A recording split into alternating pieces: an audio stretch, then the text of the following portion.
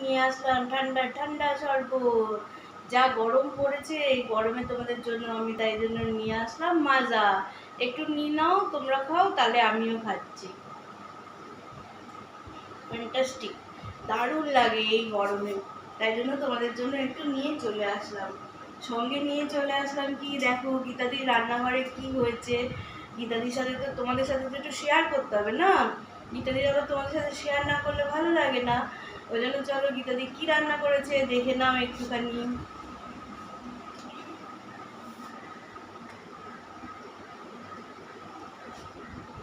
একদম হালকা, কালকে যেহেতু হয়েছিল একটু রিচ, ওই জন্য আজকে একদম হালকা। এই দেখো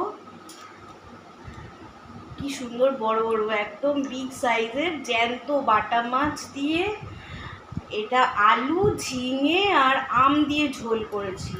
এর মধ্যে সব মশলা দিয়ে জানো, জিরে ধনে লঙ্কা, আর সঙ্গে দিয়েছি কি বলতো একটুখানি সর্ষে বাটা।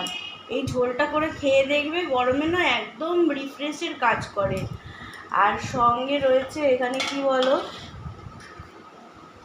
ঝিঙে পটল পোস্ত আর বাদাম বাটা দিয়ে করেছি। ঝিঙে আর পটল একটু অল্প করে আলু দিয়ে পোস্ত আর বাদাম বাটা দিয়ে করেছি, এটা আমার ভীষণ ভালো লাগে খেতে। আজকে এই দুটো রান্নাই করেছি গরমে, আর কিছু হয়নি। আর যা কিছু হবে বিকালে দেখা যাবে।